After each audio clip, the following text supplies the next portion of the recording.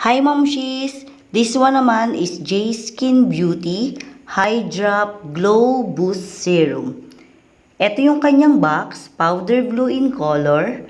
Simple, pero detailed naman yan about this product. Ito yung bottle ng serum.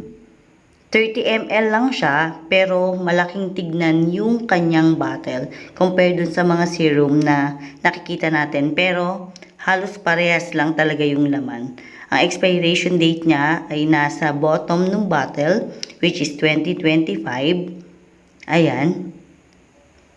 Okay, so this product is best for anti-aging, anti-acne, boost skin natural barrier, boost skin's microbiome for healthier, bright, and glowing complexion.